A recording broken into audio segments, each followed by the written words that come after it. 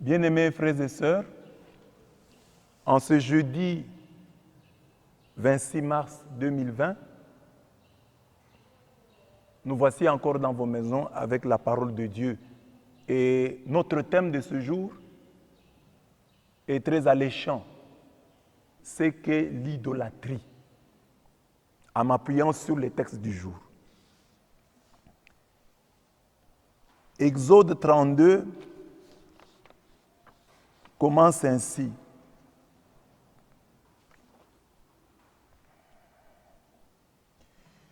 Quand le peuple vit que Moïse tardait à descendre de la montagne, le peuple s'assembla auprès d'Aaron et lui dit: « Allons, fais-nous un Dieu qui aille devant nous, car ce Moïse, l'homme qui nous a fait monter du pays d'Égypte, nous ne savons pas ce qui lui est arrivé. »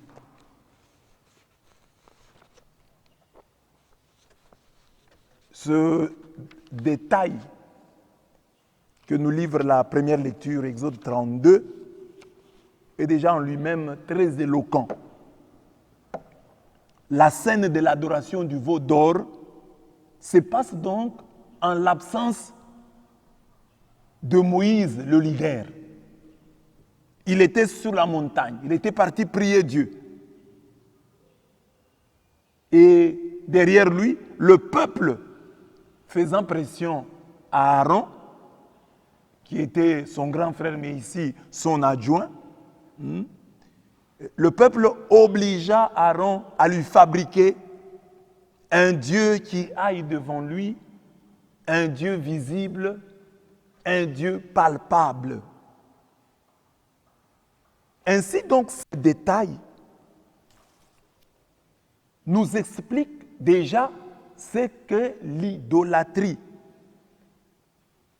L'idolâtrie, c'est donc l'effort que l'homme fournit pour conjurer non seulement l'absence de Dieu, mais aussi l'absence de l'homme de Dieu. Donc, Dieu qui est invisible, quand l'homme ne le voit pas, il se crée des dieux visibles. C'est ça l'idolâtrie. Il se crée des dieux palpables. C'est ça l'idolâtrie. Mais ici, on dit non, attention. L'idolâtrie, c'est aussi l'homme dans son effort pour conjurer l'absence de l'homme de Dieu. De l'homme de Dieu. Parce qu'ici, Moïse n'était pas là. Si Moïse était là, on ne sait pas ce qui se passerait.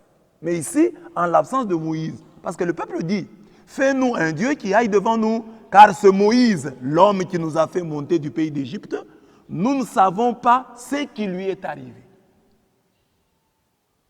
Donc, pour combler le vide créé par l'absence de Moïse, le peuple d'Israël se crée un Dieu, un veau d'or. Le peuple cherche à remplacer Moïse, mais en réalité, il cherche à remplacer Dieu. Parce que l'homme qui lui parle de la part de Dieu n'est pas là. Israël croit que Dieu non plus n'est pas là. L'idolâtrie a donc un lien avec l'hypocrisie. Parce que comme chrétiens, il nous arrive de nous comporter d'une certaine manière quand l'homme de Dieu est là, et d'une autre manière quand l'homme de Dieu est absent. Les chrétiens qui se comportent bien en présence de l'homme de Dieu et qui se comportent mal en son absence est un idolâtre. Est un idolâtre qui s'ignore. Parce qu'aujourd'hui, la tendance est de penser qu'il n'y a que... Puisque les catholiques ont des statues dans leurs églises, puisque les catholiques ont des images dans leurs églises, puisque les catholiques vénèrent la Vierge Marie, ce sont eux les idolâtres. Mais le chrétien qui n'est pas catholique ou qui est catholique, qui oublie que chaque fois qu'il se comporte d'une certaine manière parce qu'il a peur Au lieu d'avoir peur de Dieu, il a peur de l'homme de Dieu. Ce catholique-là, ou ce chrétien-là, c'est un idolâtre. Parce que qu'est dit la Bible? Isaïe 8, 13 dit ceci. C'est Yahweh Sabaoth que vous traiterez comme le saint. En hébreu, le saint, ça veut dire le kadosh. Le kadosh, kadosh, kadosh, c'est-à-dire le redoutable. C'est lui qu'on doit craindre. C'est lui que vous craindrez. Qui devons-nous craindre? Yahweh Sabaoth, l'Éternel des armées. C'est devant lui que vous tremblerez. Quand un chrétien ne tremble plus devant Dieu, mais tremble devant son pasteur, tremble devant son prêtre, ce chrétien-là est hypocrite et par le fait d'être hypocrite, il est idolâtre. Parce qu'il a pris à la place de Dieu, il a placé un homme. Il craint plus l'homme, il craint l'homme plus qu'il ne craint Dieu.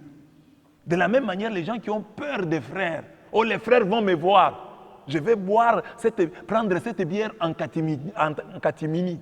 Ici, on ne me connaît pas, je vais me comporter d'une certaine manière. Tout celui qui est hypocrite, c'est un idolâtre. Il idolâtre qui? Il idolâtre les gens devant qui il veut se faire passer pour un bon, pour un saint. Parce qu'un vrai chrétien devrait craindre Dieu, devrait bien se comporter devant Dieu, devrait chercher à être bien coté par Dieu. L'hypocrite est un idolâtre.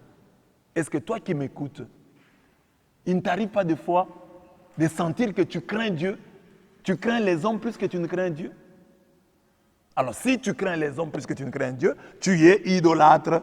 Parce que c'est Dieu que tu dois craindre. Isaïe 8, 13 dit, c'est Yahweh Sabaoth que vous traiterez comme le redoutable, comme le saint. C'est lui que vous craindrez, c'est devant lui que vous tremblerez. Et Jésus dit en Matthieu 10, 28, je pense 29, il dit, ne craignez pas ceux qui tuent le corps, mais ne peuvent pas tuer l'âme. Craignez plutôt celui qui peut faire périr l'âme et le corps dans l'enfer.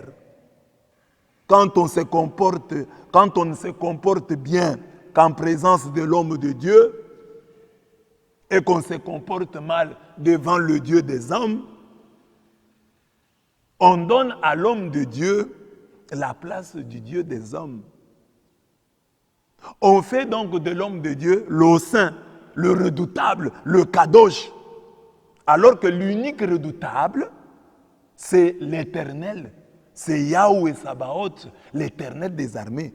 L'idolâtrie est une folie, car elle nous fait trembler de peur devant l'ombre, alors que nous nous moquons de Dieu, l'unique réalité qui soit. Donc, je dis, le thème c'est l'idolâtrie est une folie.